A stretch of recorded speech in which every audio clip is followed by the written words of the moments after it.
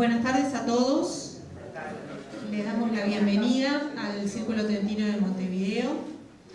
Esta vez tenemos una conferencia. Agradecemos a todos los presentes, algunas personas conocidas, otros que vienen por primera vez al Círculo, sean todos bienvenidos. Vamos a comenzar con las palabras de nuestro presidente, Gabriel Murar.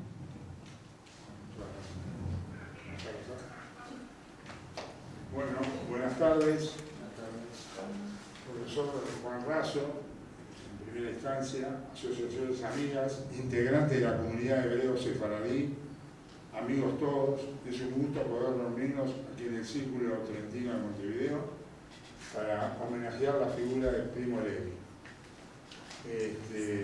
Yo le voy a dar la palabra ahora al profesor doctor Juan Raso, pero quería agradecer a todos por la compañía en este evento. Simplemente eso. Muchas gracias.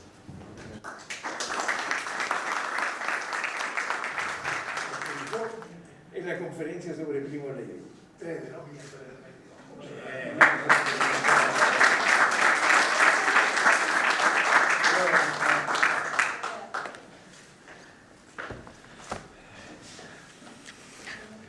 Muy bien. Bueno, aquí en esta tarde muy agradable, con mucha gente, en una experiencia que no es absolutamente común para mí. En primer lugar, el agradecimiento al Círculo Trentini. Un agradecimiento especial porque yo creo que la comunidad italiana atraviesa un momento de crisis. Y en las crisis son muy importantes las instituciones, que hoy no son muchas, que defienden la idea, la cultura, la sensibilidad, la gastronomía, el canto de Italia. Y en eso creo que en los primeros lugares está este círculo. La segunda cuestión, para una aclaración. Esta no es una clase de literatura. Si alguien vino para escuchar una clase de literatura común, se puede retirar serenamente.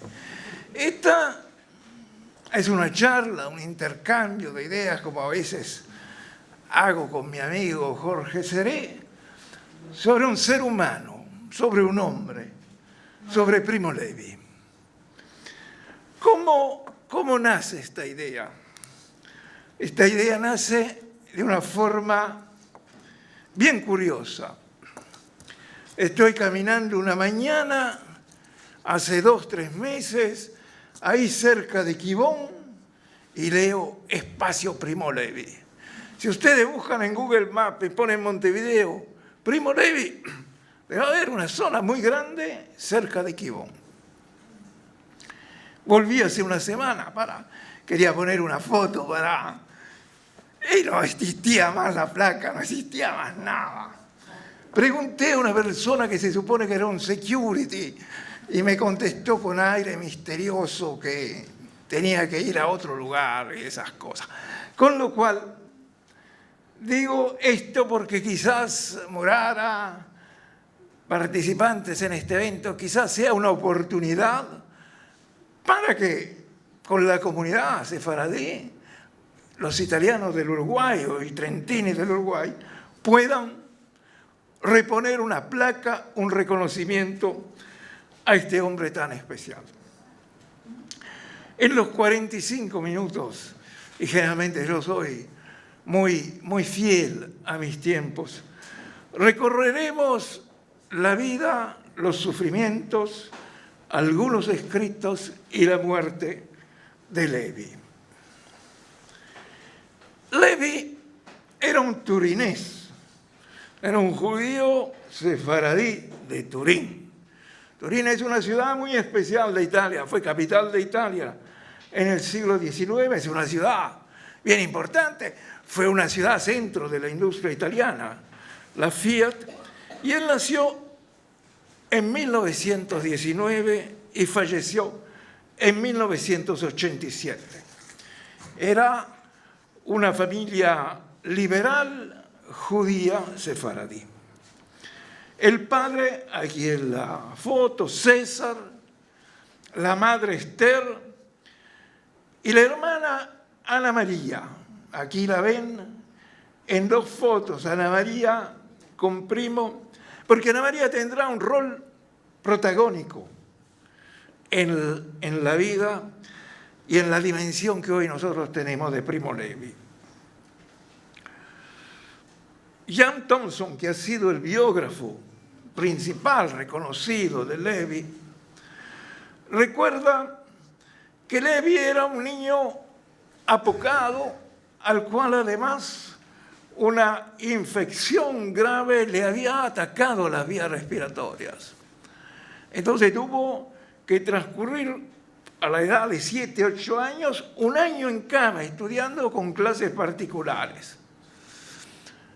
Y cuando volvió a una escuela regular, bueno, ustedes imaginarán, un niño delicado, medio enclenque, preadolescente, el único judío entre gentiles, y evidentemente era víctima predilecta de abusos y burlas, lo que hoy nosotros decimos del bullying. Pero Primo no arrugó, siguió adelante y a los 22 años se graduó en química en la Universidad de Turín. Yo no sé si era un genio de la química, era simplemente un químico, pero la química marcaría su vida como a poca gente. Él, luego de recibirse a los 22 años, vive en una Italia donde están ya presentes con mucha fuerza las leyes raciales y el único trabajo que logra encontrar es a unos 50, 60 kilómetros al norte de Turín, hacia los Alpes, en una mina de asbesto. El asbesto es el mineral con el cual se hace el amianto.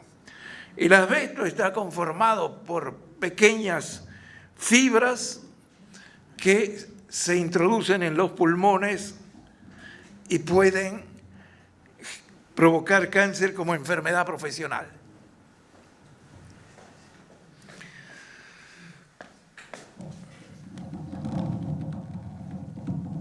Primo Levi era judío, pero además era un hombre que, como dije antes, que provenía de una familia liberal, un hombre progresista. Y entonces, con ese entusiasmo de la juventud, entra en los partisanos. Se une al movimiento partisano antifascista, pero es un joven de 24 años, absolutamente inexperto en las armas, con lo cual en diciembre del 43 es arrestado por las milicias fascistas. Él se identifica, cuando lo arrestan, como judío. Y eso le salva la vida. ¿Por qué le salva la vida? Porque a los partisanos que no eran judíos, los fascistas los mataban directamente. Renato, a los partisanos que los mataban directamente. Pero como Primo Levi era judío, los fascistas en un acto de alcahuetería les encantaba entregar los judíos a los nazis. Y entonces él no lo mataron, sí lo entregaron a las fuerzas nazistas. Y ahí empieza el éxodo, empieza el viaje hacia los campos de concentración de Auschwitz. Primero, hablamos de febrero del 44, va a Eslovenia, en esos cargamentos terribles que a veces vemos en los documentales, y de ahí a Monowitz, que es uno de los campos de concentración de Auschwitz, en Polonia. Llega a Auschwitz el 29 de abril de 1942 y ahí pasará 10 meses hasta que el Ejército Rojo liberará el campo. Y miren qué terrible. De los 650 judíos italianos que fueron en la remesa a Auschwitz, luego de la liberación quedaron 20. Entre los 20, Primo Levi. Y Primo Levi, una vez liberado, se quedó en Auschwitz unos meses más, porque él, con su condición de químico, que fue la condición que lo salvó, por eso lo que decía antes, trabajaba en la enfermería y después de la liberación siguió trabajando en la enfermería en un gesto de solidaridad con los enfermos que estaba atendiendo. Y aquí nosotros vemos este ingreso, que es una burla al ser humano, un ultraje al ser humano, el ingreso de Auschwitz, que dice: el trabajo nos hace libres, que no es una frase inventada por los nazistas, era una frase inventada por las políticas públicas de la República de Weimar, que era una república progresista que vino antes del fenómeno nazi, pocos años antes.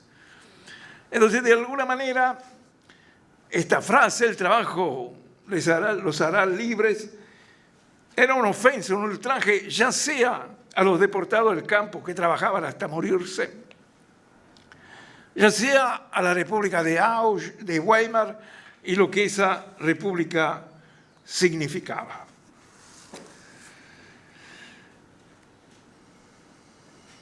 En el libro más importante de Primo Levi, Se questo è un uomo, si este es su nombre,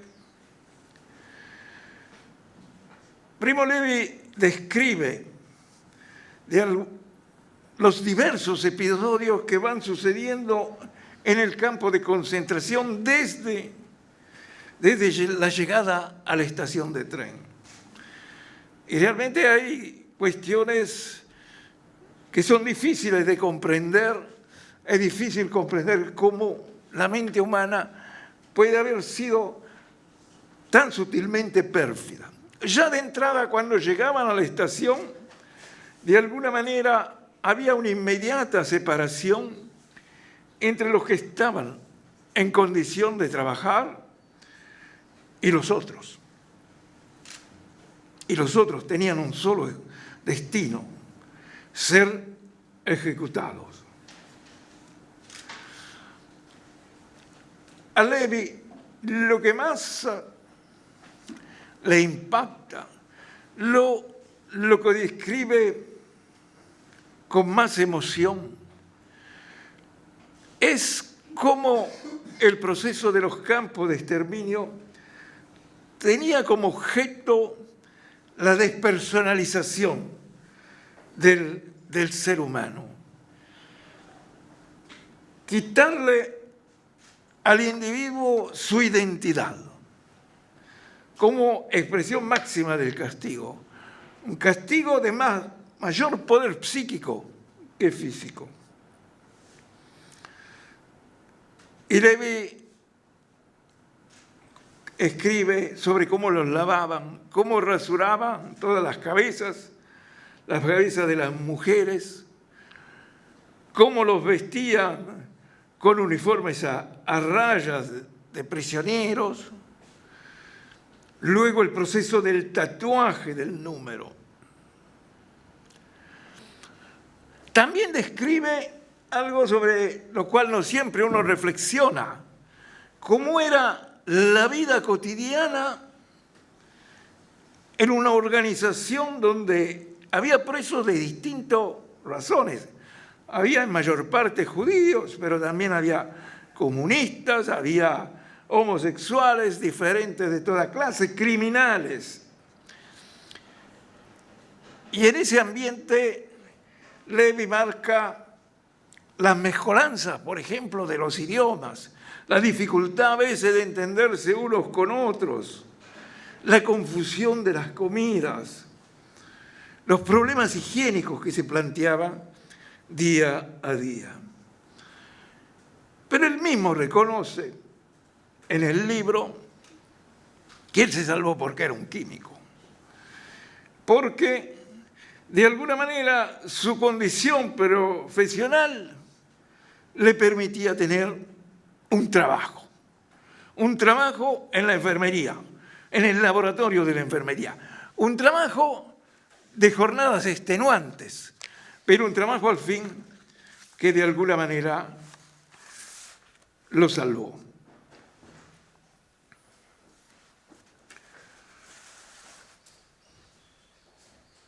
Primo dice, escribe, lo peor no era la violencia ciega, ni el hambre atroz, ni siquiera la muerte.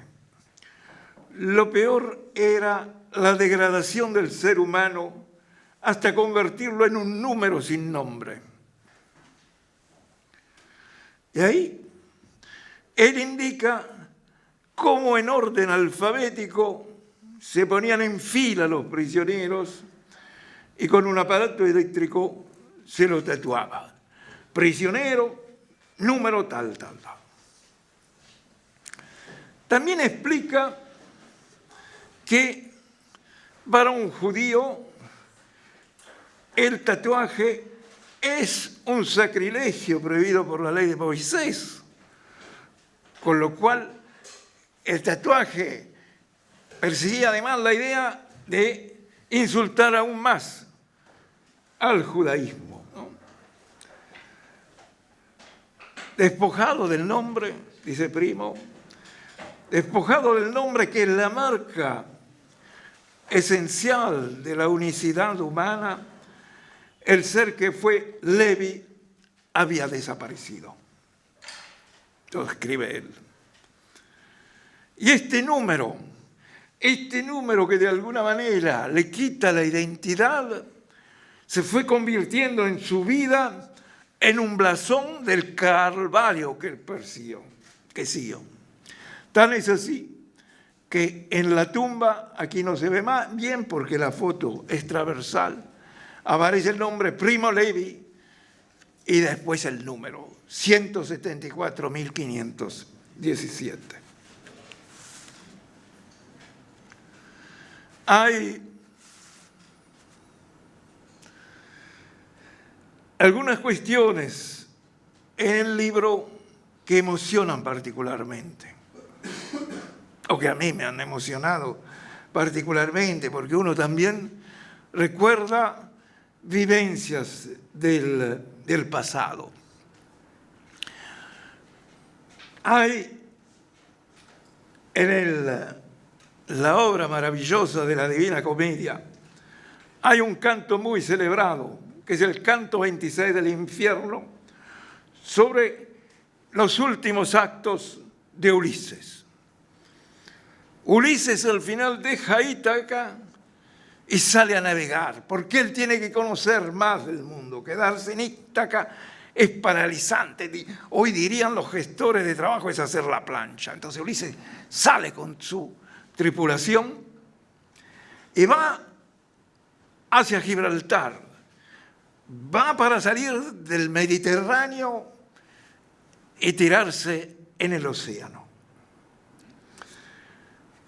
Y ahí, en el libro, Levi le enseña italiano a un compañero francés, el alsaciano Jean Samuel, que él llama Piccolo, Piccolo con K. Podría ser piccolo en italiano, piccolo en francés, piccolo en español, pero vamos a llamarlo Piccolo. Y entonces él, y así lo describe en el libro, le cuenta al alsaciano Piccolo las historias de Ulises cuando va hacia el océano. Y le dice estos versos que así suenan en la Divina Commedia. Considerate la vostra semenza, fatti non foste a viver come bruti, ma per seguir virtute e conoscenza. Di miei compagni feci io sia acuti con questa orazione picciola al cammino che appena poscia li avrei potuti ritenere. Quando m'apparve una montagna bruna per la distanza e parvemi tanto alta cuando veduta non había alcuna. Es decir, en este infierno que era Auschwitz, Primo Levi enseña Piccolo la Divina Commedia, pero no enseña cualquier cosa de la Divina Commedia. Enseña a un hombre que aún en las tormentas más terribles va hacia el océano, va hacia los desafíos, no se rinde, como una especie de Capitán Ahab en el libro de Melville sobre la ballena. Y el otro día miraba esta película argentina 1985 y ahí en el alegato final de Stracera invoca el canto séptimo del infierno, donde están encerrados los violentos. Él se está refiriendo a los militares de esa época.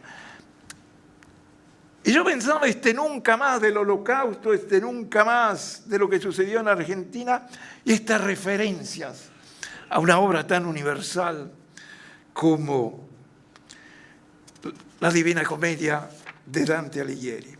Pero me estoy yendo por las ramas.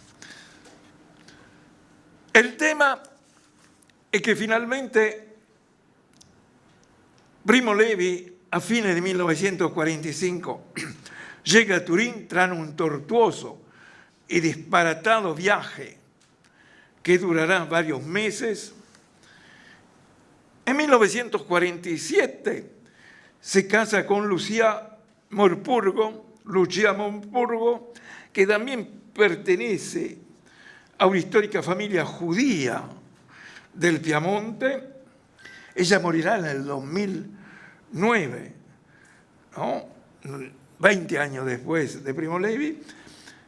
Y Lucía es la esposa de esa época, la esposa de mitad de los años del siglo pasado. Una mujer amorosa, una mujer casalinga, una mujer del hogar, que siempre lo sostendrá desde el punto de vista más emocional que literario. Y tendrán 2 hijos, que son Renzo y Lisa.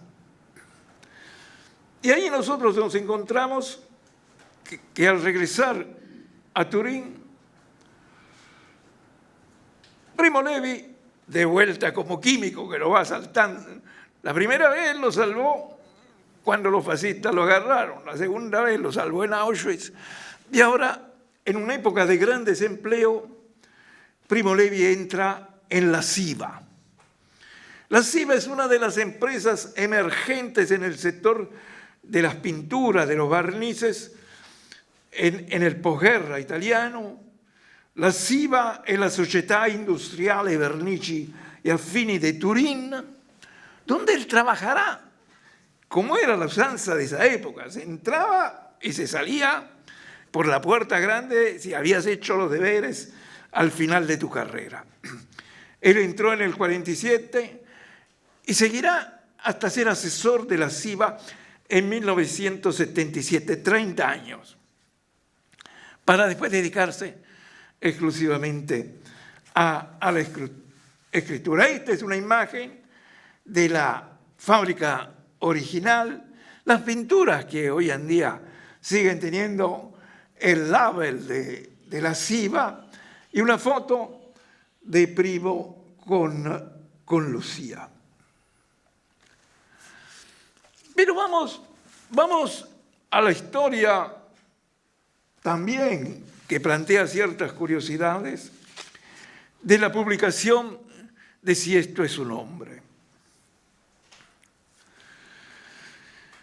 La publicación, decía esto es un hombre, fue fundamentalmente obra del apoyo, de la tesón, del impulso de Ana María, la hermana, como decía al comienzo. Levi lograba en la enfermería ir escribiendo apuntes sobre su época de Auschwitz y de vuelta a Turín, recién cuando vuelve a Turín, él puede escribir, tiene la tranquilidad para escribir la historia de ese infierno. Lo hace sentado en bares, en su cama o en el tranvía cuando se dirige a la Siva. ¿Y qué pasa? Tiene pronto el manuscrito en 1947. La principal editorial italiana de la época era la editorial Einaudi. Hoy hay Mondadori, hay Feltrinelli, sigue existiendo Einaudi. Pero en 1947 era Einaudi. ¿Y quién era el dueño de Einaudi? Era un señor, aquí lo ven a la izquierda, con un cigarrillo en la mano. En esa época se podía fumar en los espacios cerrados. Giulio Einaudi, el gran emprendedor de esta editorial, la más importante de Italia. Y Giulio Einaudi era nada menos que el hijo del segundo presidente de la República Italiana, Luigi Einaudi, que fue, yo creo, el más grande de los presidentes italianos, porque además fue presidente cuando Italia se jugaba el destino entre católicos, comunistas, entre posibilidad de volver a una guerra civil o no. Y Giulio era hijo de Luigi, los dos turineses, los dos exitosos, pero con vidas absolutamente separadas. Luigi Einaudi era una persona de tal nivel que nadie podía nunca imaginar que la editorial fuera famosa porque era la editorial del hijo. Eran figuras absolutamente independientes y muy influyentes en Italia. Levi lleva a Einaudi el libro y gran decepción.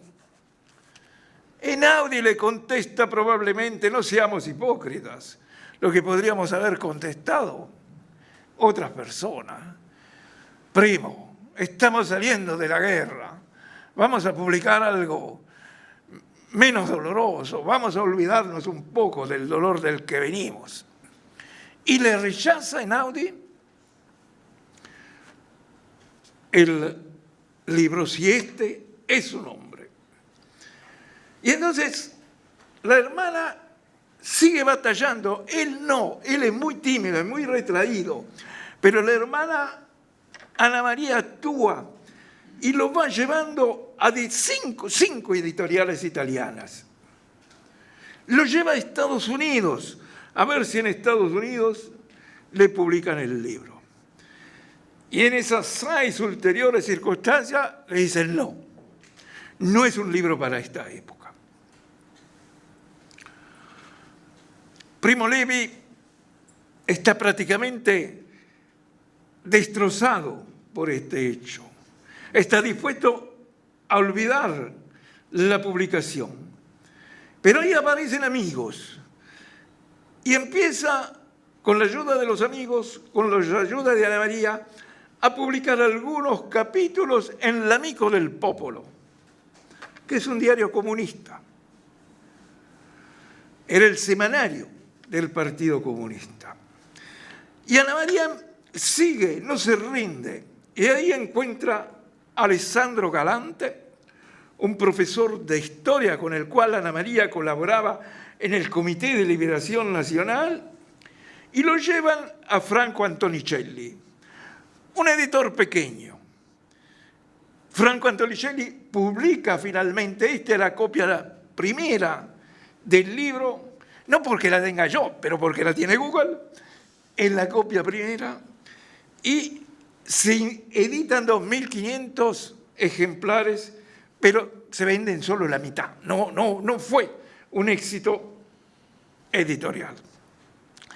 Pero la historia contaría que Einaudi después entendió el valor de ese libro y compró los derechos para todo el mundo de Secuestro en Uomo. Por lo tanto, me parece que hay que destacar cómo en la vida, más allá de la capacidad, del ingenio, de la creatividad, a veces hay otras personas, una hermana en este caso, que permiten que el mundo hoy pueda hablar de estos temas. Primo Levi escribió diversos libros, diversos cuentos, y es muy conocido por la trilogía del Shoah, por la trilogía del Holocausto. La trilogía del Holocausto que está conformada por Secuestro en Uomo, por la tregua de 1963, sobre el largo periplo de la vuelta a casa, y un libro muy doloroso, publicado un año antes de morir, I sommersi e i salvati, Los hundidos y los salvados, que es de 1986, con reflexiones acerca del sistema de los lager y de la crueldad humana. Es un químico que escribe, o es un escritor que se hace de químico. Y entonces también publica en 1975 un libro curioso, un libro de cuentos, en el cual transmite de alguna manera su pasión por la química. Se llama El sistema periódico. ¿Recuerdan del liceo la tabla de los sistemas periódicos, no? Esa tabla donde era la tabla de los diversos elementos, ¿no? Y ahí, en 21 capítulos, Primo Levi cuenta historias humanas que vincula cada una por la característica del personaje con un individuo. Argón, zinc, hierro, hasta llegar al carbono.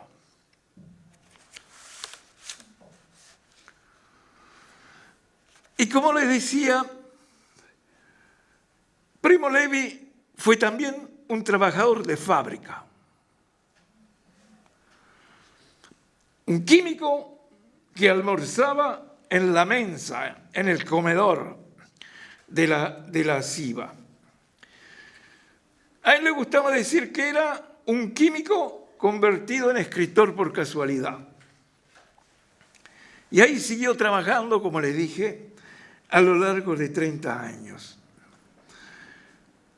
Y sus reflexiones sobre el trabajo como liberación humana, pero no como el letrero de Auschwitz, sino como verdadera afirmación de la identidad humana, se condensan en la moderna odisea del montador de grúas Libertini Faussone. Así le puso de nombre, Libertini Faussone. ¿Quién era Libertini Faussone? Era quizás un alter ego de él, que era un especialista, un trabajador muy especializado, que iba con su llave estrella, este tipo de llave, por el mundo. Lo llamaban las grandes empresas para armar grúas, para armar estructuras de ingeniería. Y el hombre, cada lugar que visitaba era una oportunidad para escribir un cuento. Nada que ver con Auschwitz.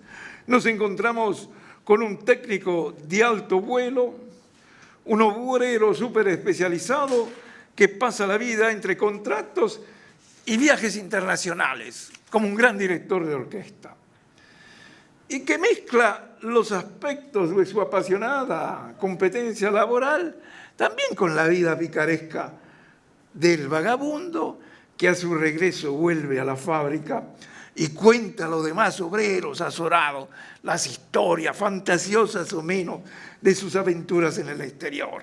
Me encanta esta frase de Faussone que escribe en la pluma de Primo Levi: soy un libertino, pero no es mi especialidad.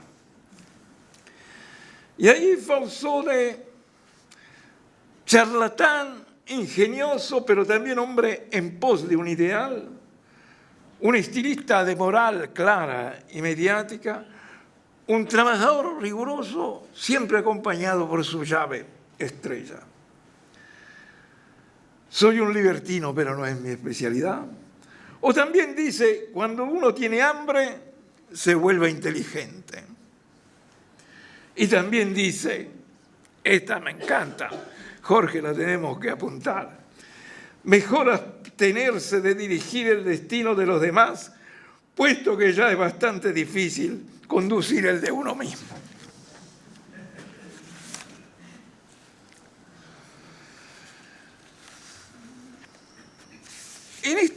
En esta cuestión de Faussone, me gusta recalcar algo que escribió, que dejó consignado Renato Portesi, que era un ingeniero químico que trabajaba con Levi. Él cuenta y dice, la azienda, la fábrica, tenía un gran comedor para los empleados. Y yo tuve la suerte de almorzar al mediodía, todos los días, sentado al lado de Levi durante 10 años. Él en la mesa hablaba de todo, de trabajo, de nuestras experiencias personales, de literatura, de ciencia y de muchas otras cosas más. Es inútil agregar que él tenía, dice Portesi, el arte de contar, el arte de la fabulación.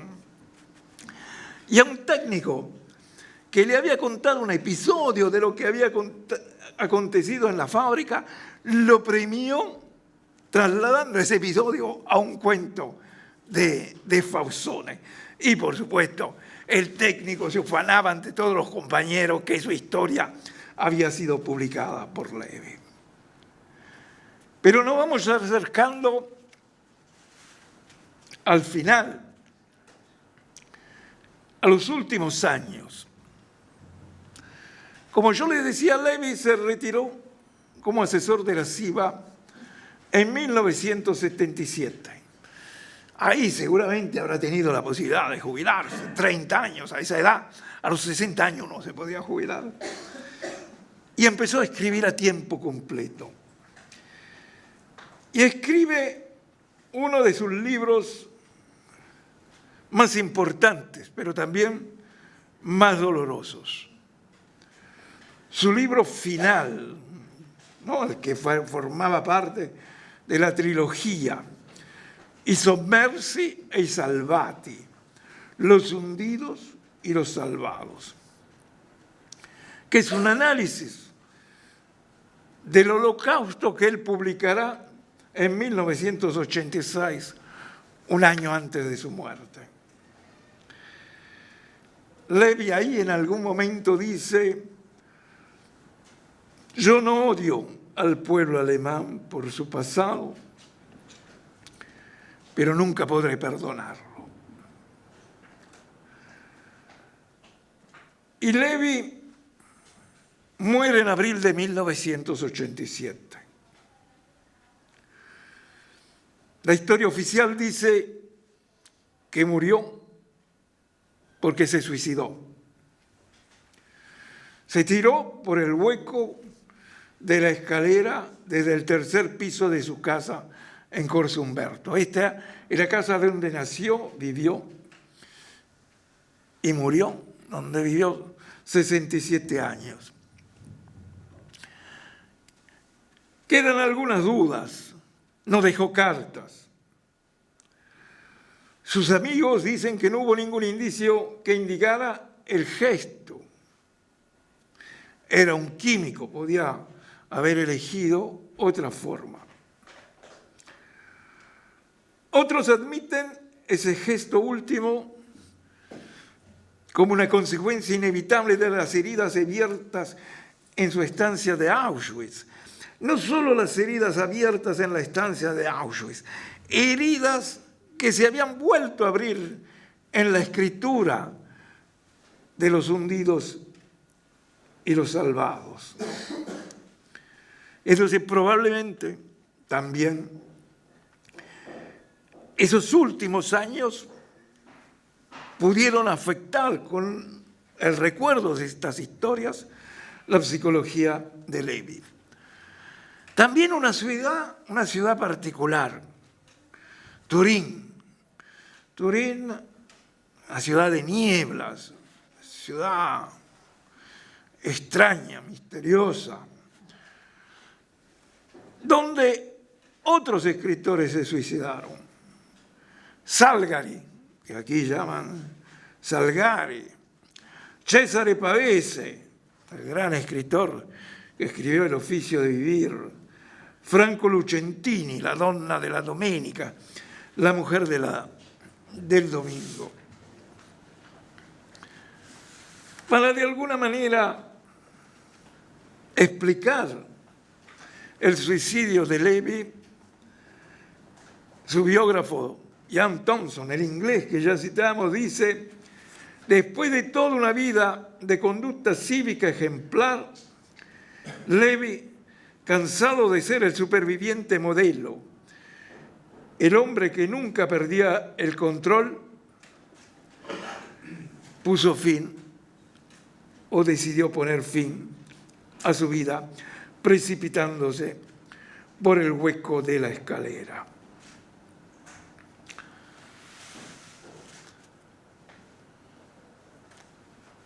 Evidentemente, cuando uno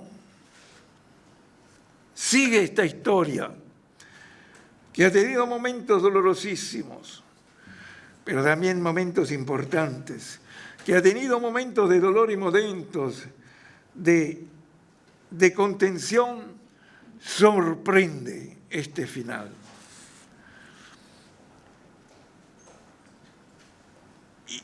Y en mi emoción, porque no se puede leer a Levi sin una dimensión emocional, Levi, en su probable suicidio, siguió la suerte del Ulises, de ese canto 26. En el canto 26, Ulises, después de haber levantado el ánimo a toda la tripulación, atraviesa el estrecho de Gibraltar y va hacia el océano, dimensión desconocida. Y en ese océano un vórtice quizás como un hueco de la escalera, traga el barco con Ulises y sus tripulantes.